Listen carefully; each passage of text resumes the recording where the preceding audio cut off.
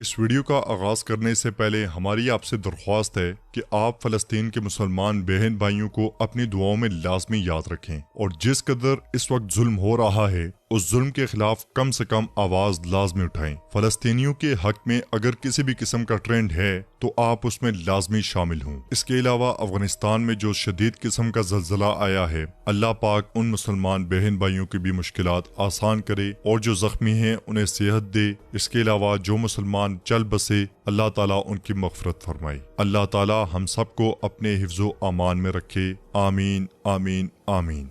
मोअज़्ज़ज़ नाज़रीन, अस्सलामु अलैकुम। नाज़रीन, इस वीडियो में हम बात करेंगे इंग्लिश उस्मान के वॉल्यूम 132 के पार्ट 7 यानी के लास्ट पार्ट के बारे में। आपको ये कंप्लीट वॉल्यूम कैसा लगा, अपनी कीमती राय का इजहार आपने कमेंट बॉक्स में लाजमी करना है। एपिसोड के आगाज में अलाउद्दीन और गोंचा जंगल में एक साथ सफर कर रहे होते हैं और अलाउद्दीन गोंचा से पूछता है, आपका एक सिपाही गायब है। तो गोंचा कहती है, तुम्हारा हफ्जा बहुत मजबूत है मदरसे वाले। जवाबन अलाउद्दीन कहता है, हाँ हाँ बिल्कुल, मुझे नहीं याद कि मैंने कुछ पढ़ा हो और उसे भूल गया हूँ। तो गोंचा कहती है, मैंने उसे सरदार बाबा की तरफ बतौर एलची भेजा है। तुम इतने मुतजस्सिस क्यों हो? क्या तुम्हें लगता है कि तुम्हारे कमरे में दाखिल होने वाला डाकू हम से था? तो अलाउद्दीन कहता है, आप मेरे कमरे में सिपाही क्यों भेजेंगी? मेरे पास है ही क्या जो आप छीनोगे? क्या ऐसा ही है ना? तो गोंचा कहती है, हाँ बिल्कुल, अगर मैंने सिपाही भेजा होता तो जो मैं चाहती वो ले लेती। तो अलाउद्दीन कहता है, लगता है कि कोई जाल बिछाया गया। मेरे करीब कोई है जो खेल खेलना पसंद करता है।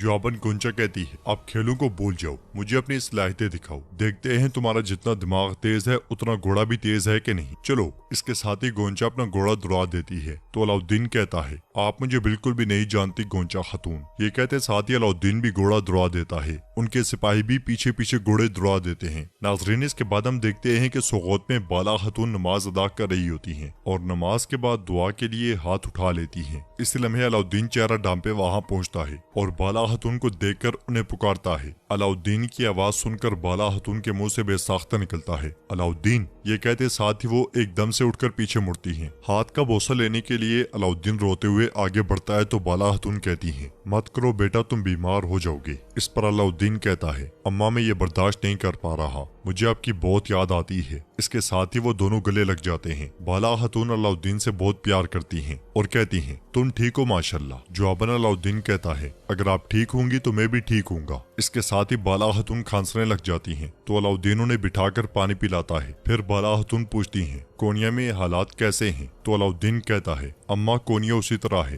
लेकिन याकूब भी मुसीबत का बाइस बनेंगे। उन्होंने अपनी बेटी को कोनिया भेजा। जवाबन बाला खातून कहती हैं, बेटा मैं जानती हूँ वो यहाँ भी परेशानी पैदा कर रहे हैं। याकूब भी तुम्हारे बाबा की बैत लेना चाहते हैं। यह सुनकर अलाउद्दीन को बहुत गुस्सा आता है। उधर यानी शहर के पास एक मुकाम पर मोहम्मद सिपाहियों के साथ मौजूद होता है और सिपाहियों से कहता है, घोड़े तैयार करो। यह खामोशी अच्छी इलामत नहीं। जब तक याकूब भी यानी शहर से नहीं निकल आते तब तक हमारी तलवारें म्यान में नहीं जाएंगी। इधर दीवान में सरदार याकूब उस्मान साहब से पूछते हैं, आपके बेटे दिखाई नहीं दे रहे उस्मान भी, कहाँ हैं वो? जबकि नाज़रीन हम देखते हैं कि वेस्लियस और उसके आदमी वहाँ कामकाज में मसरूफ होते हैं। आखिर वो इतने ज्यादा करीब कैसे हैं, ये हम आने वाले एपिसोड्स में जान जाएंगे। याकूब साहब की बात का जवाब देते हुए उस्मान साहब कहते हैं, उनके फराइज हैं, आपके बेटे भी नहीं दिख रहे। खैरियत? जवाबन याकूब साहब कहते हैं, वो खैरियत का वसीला बनेंगे इंशाअल्लाह। तो उस्मान साहब भी मुस्कुराते हुए इंशाअल्लाह इंशाअल्लाह कहते हैं। फिर उस्मान साहब कहते हैं, असल मसले की तरफ आते हैं, ये क्या है सुल्तानियत वाला मसला? तो याकूब साहब कहते हैं, ये कोई मसला नहीं है, ये हकीकत है उस्मान बे। क्या आपको कुछ कहना है? जवाबन उस्मान साहब कहते हैं, बिल्कुल, मोरोसी हुकूक मरने से पहले सुल्तान मसूद से ताल्लुक रखते थे, ये वाज़ेह है। और सरदार जानते हैं कि आपने सालों से कोनिया का जुजिया भी अदा नहीं किया। खैर, जिस सल्जूक रियासत के आप कभी वफादार नहीं रहे, आप उसके वारिस बनना चाहते हैं? इस पर याकूब साहब कहते हैं, फतह सदाकत से नहीं जसारत से हासिल होती है उस्मान बे। सुल्तान मसूद और मैं कभी एक साथ नहीं चले, लेकिन मैं हमेशा हक के रास्ते पर रहा। ये बात सदरान भी जानते हैं। जवाबन उस्मान साहब कहते हैं, आप ठीक कहते हैं याकूब बे, आप बिल्कुल ठीक कहते हैं और आप हमें भी रास्ता दिखाते हैं। आप कहते हैं कि जो क़यादत करना चाहता है उसे कायद से लड़ना पड़ेगा। आप सदाकत की नहीं जसारत की बात करते हैं। जवाबन याकूब बे उस्मान साहब की बात करते हुए कहते हैं, उस्मान बे, मैंने अपनी ताकत से आजादी हासिल की है और आपने सुल्तान मसूद से ली है, और ये मत भूलना मैं ना मंगोलों के सामने हथियार डालने वाला कोनिया हूँ और ना मैं तुम्हारी तरह हूँ। यहाँ मौजूद किसी भी सरदार के पास मेरे पीछे चलने के अलावा कोई चारा नहीं। इस पर उस्मान साहब कहते हैं, अगर आप जिस रास्ते पर चल रहे हैं वो गलत हुआ तो? ये सुनकर याकूब बे कहते हैं, मैंने आपको कैद से बचाया उस्मान बे, ये वाज़ेह है कि कौन सीधे राह पर है। मैं बुरी नीयत से नहीं कह रहा, सुल्तान की हैसियत से मैं अपने दौर में ऐसे हालात नहीं चाहता। इस पर उस्मान साहब कहते हैं, हम शहादत से नहीं डरते, कैद से क्या डरेंगे। इस लम्हे बुरान वहाँ पे आकर उस्मान साहब के कान में कहता है, जनाब रेमोस हमारे पास है। ये सुनकर उस्मान साहब कहते हैं, सरदारान आपकी इजाजत से।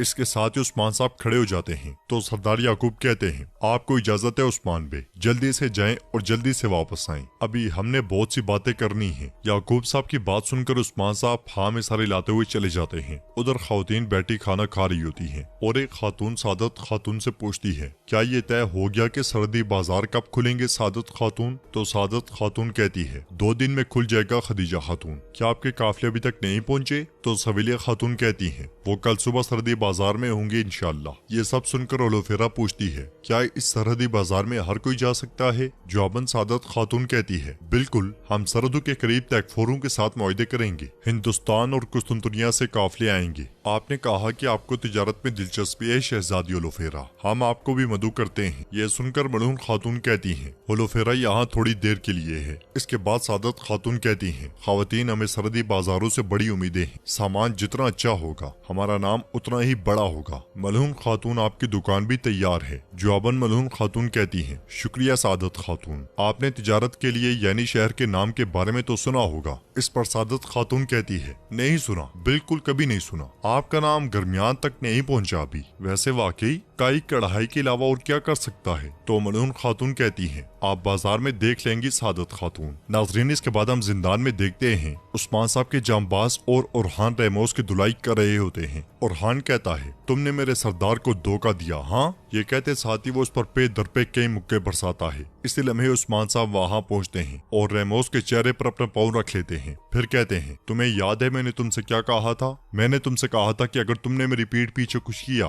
तो मैं तुमसे उसका हिसाब लूंगा। क्या तुम्हें याद है? लगता है तुम्हें नहीं याद, तुम्हें याद आ जाएगा। ये कहते साथ ही उस्मान साहब अपना चोगा और पगड़ी उतार देते हैं और रेमोस का रिमांड अपने ही हाथों से लेने लग जाते हैं। उस्मान साहब बार बार उसे थप्पड़ मारते हैं और बार बार कहते हैं, मेरी तरफ देखो, यहाँ हूँ, मेरी तरफ देखो। फिर उसे एक मेज पर लेटा देते हैं। इसके बाद उरहान से खंजर लेकर रेमोस के गले पर रखते हुए कहते हैं, क्या मैंने तुमसे नहीं कहा था कि मैं तुम्हारी जुबान काट दूंगा? क्या मैंने तुमसे नहीं कहा था कि मैं तुम्हारी आंखें निकाल दूंगा? तुम बोलोगे? तो रेमोस कहता है, मैं नहीं बोलूंगा, वो मुझे मार डालेंगे। ये सुनकर उस्मान साहब खंजर उसके मुंह में रखते हुए कहते हैं, तुम्हें मैं ही मार डालूंगा, बोलो वरना मैं तुम्हें मार दूंगा। उस्मान साहब का गुस्सा देखकर रेमोस बोल पड़ता है, याकूब बे ने सब कुछ तरतीब दिया आपकी साख तबाह करने के लिए। ये सुनकर सबको बहुत गुस्सा आता है और उस्मान साहब कहते हैं, अगर तुम दोबारा झूठ बोल रहे हुए। ये कहते साथ ही उस्मान साहब खंजर फिर से उसके मुंह में रख देते हैं। तो रेमोस एकदम से कहता है, खत मेरी जेब में है। ये सुनते साथ ही बुरहान उसके कपड़ों में से खत निकाल कर उस्मान साहब को देता है। रेमोस मजीद कहता है,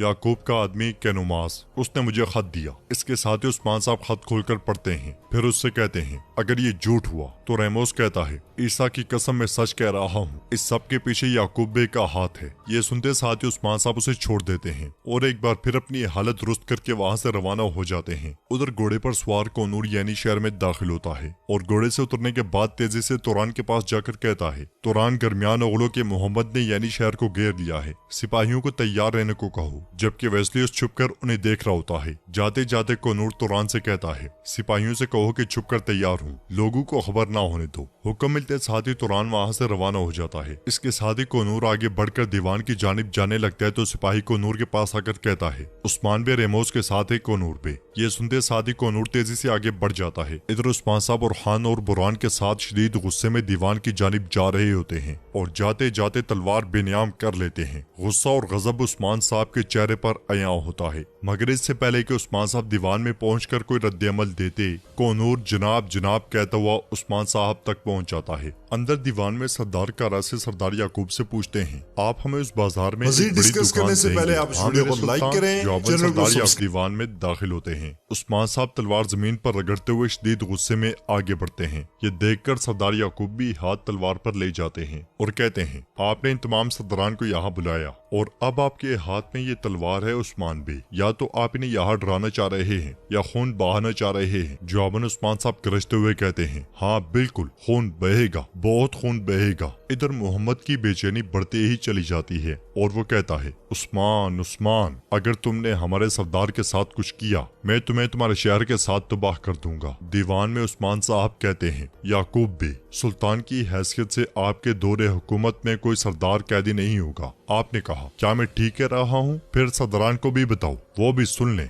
इसके साथ ही तमाम सरदारान खड़े हो जाते हैं और उस्मान साहब आगे बढ़ते हुए मजीद कहते हैं, आपकी सुल्तानी में सरदारान के पीठ पीछे खेल तरतीब दिए जाएंगे, है ना? उस्मान साहब को गुस्से में आगे बढ़ता हुआ देखकर सरदार याकूब आहिस्ता आहिस्ता बाजू में छुपा हुआ खंजर निकालने लग जाता है। उस्मान साहब पूछते हैं, क्या लालच में सरदारान के खिलाफ जंगे होंगी? ताकत और कुदरत के लिए आपकी सुल्तानी में इंसाफ का तराजू भी खराब हो जाएगा, है ना? ये कहते साथ ही उस्मान साहब तलवार उनके सामने मेज में गाड़ देते हैं और मजीद कहते हैं, किसका खून बहेगा आपका जवाब फैसला करेगा। पूरे दीवान में सबकी सांसें थमी होती हैं और सब सरदार याकूब के जवाब का इंतजार कर रहे होते हैं, जबकि चोटी पर मौजूद मोहम्मद की बेचैनी बढ़ते ही चली जाती है। उस्मान साहब और सरदार याकूब एक दूसरे की आंखों में आंखें डालकर देख रहे होते हैं। सरदार याकूब ने खंजर मजबूती से पकड़ा होता है और नाजरीन यहीं पे बॉलम का इख्तिताम होता है। ये बॉलम 132 आपको कैसा लगा? आपने अपनी कीमती राय का इजहार कमेंट बॉक्स में लाजमी करना है। अगर आपको ये वीडियो पसंद आए तो वीडियो को लाइक करें, चैनल को सब्सक्राइब करें और बेल आइकॉन